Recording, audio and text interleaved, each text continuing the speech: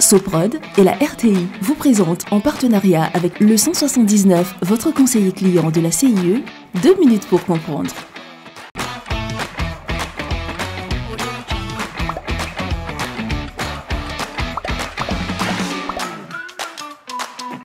Bonjour, bienvenue dans 2 minutes pour comprendre, votre capsule quotidienne qui vous aide à comprendre comment fonctionne le monde qui nous entoure.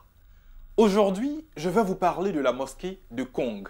Kong est une ville du nord-est de la Côte d'Ivoire, située à proximité du parc national de la Comoé. C'est une ancienne ville marchande qui fut détruite par Samori Touré en 1897, puis reconstruite. L'une de ses grandes fiertés est sa célèbre mosquée, dont je vais détailler aujourd'hui les spécificités.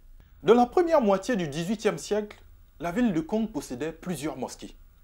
Mais il n'en reste plus que deux. La petite mosquée, qui date du XVIIe siècle, et la grande, plus récente.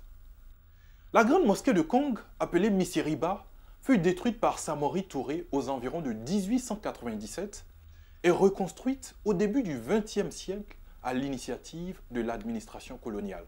De style néo-soudanais, elle constitue le plus vieux symbole de l'islamisation des peuples du nord de la Côte d'Ivoire. Elle a conservé sa fonction de lieu de prière et de rassemblement.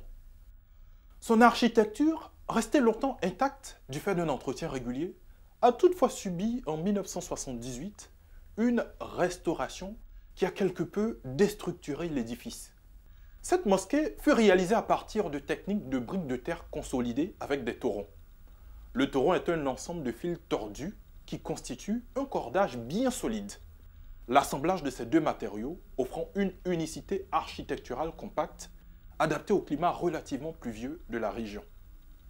Sachez enfin qu'un décret du 20 avril 1988 a classé la mosquée comme monument historique. Je vous donne rendez-vous demain à la même heure pour un nouveau numéro de 2 minutes pour comprendre. Soprod et la RTI, en partenariat avec le 179, votre conseiller clientèle de la CIE, vous ont présenté 2 minutes pour comprendre.